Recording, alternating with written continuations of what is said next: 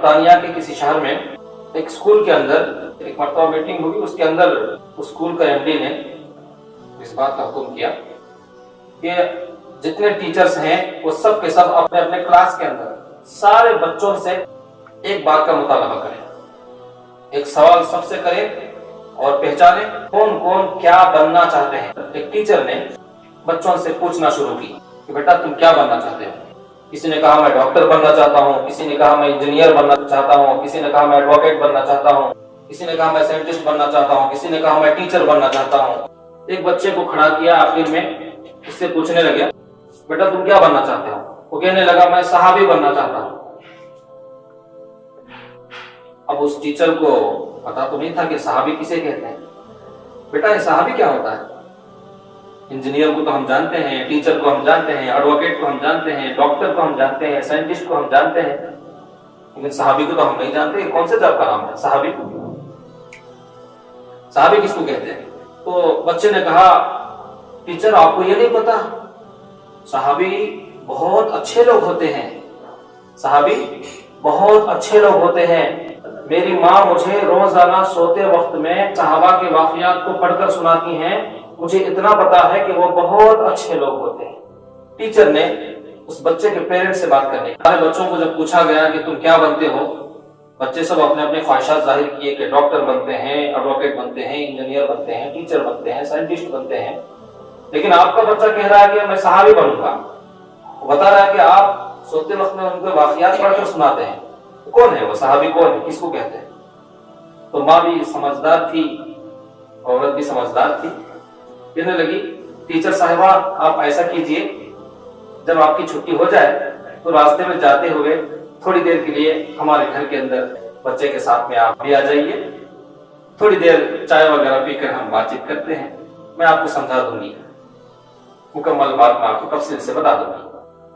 تو وہ ٹیچر بچے کے ساتھ گھر پہنچی, جا کر بیٹھے, بات چیت ہوئی. بات چیت کے دوران انہوں نے کچھ کتابیں لا کر پیش کیے اور سمجھانا شروع کیا کہ رسول اللہ صلی اللہ علیہ وسلم کون ہوتے ہیں, ان کی زندگی میں کیا ہوا, ان کی ہسٹری کیا ہے اور ان کا مین مقصد کیا ہے, اور صحابہ اکرام کس کو کہتے ہیں. جب نبی علیہ السلام کی زندگی کے متعلق, صحابہ اکرام کی قربانیوں کے متعلق انہوں نے مختصر انداز میں سنا تو ٹیچر کے دل میں خیال آیا یار یہ تو اتنے اچھے ہیں, اتنے اچھے لوگ بھی گزرے ہیں.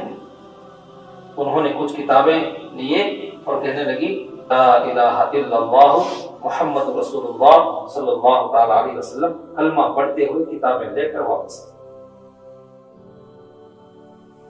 جب مائیں اپنے بچوں کے اندر تربیت اس طرح کرتی ہیں تو اثر ایسا ہوتا ہے. ابھی چھوٹا سا بچہ ہے, صرف اس کی اپنی نیت کو سنا رہا تھا کہ میں صحابی بننا چاہتا ہوں, اس کے نیت کے بدلے میں اللہ تعالیٰ کسی کو ایمان کی دولت سے نواز دیا. اس ماں کی قربانیاں, اس ماں کی تربیت میں اور اس بچے کی نیت میں کتنا اثر ہے.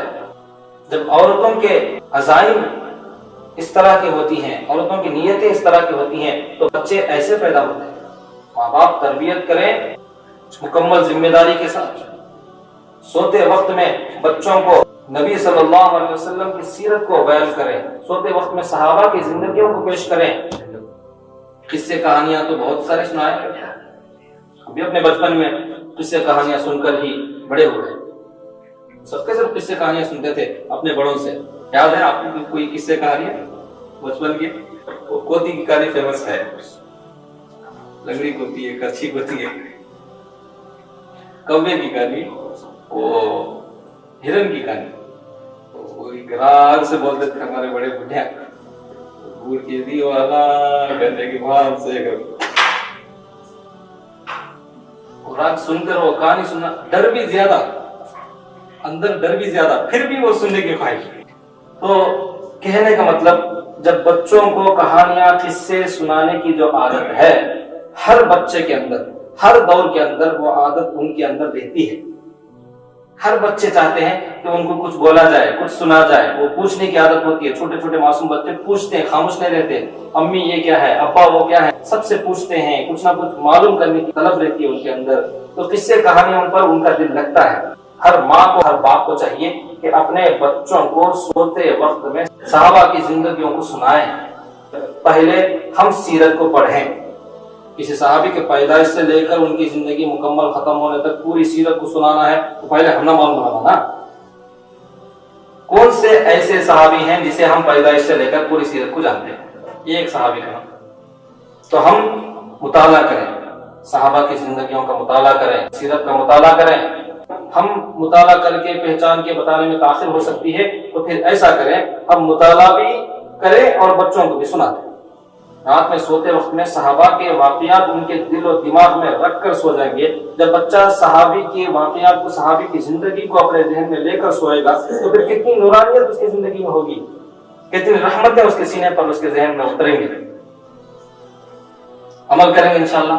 اللہ تعالیٰ سے دعا ہے اللہ تعالیٰ ہم تمام کو کہنے سے زیادہ اور سننے سے زیادہ اپنی زندگی میں عمل کرنے کی توفیق عطا فرمائے. آمین. وآخر دعوانا الحمد للہ رب العالمین.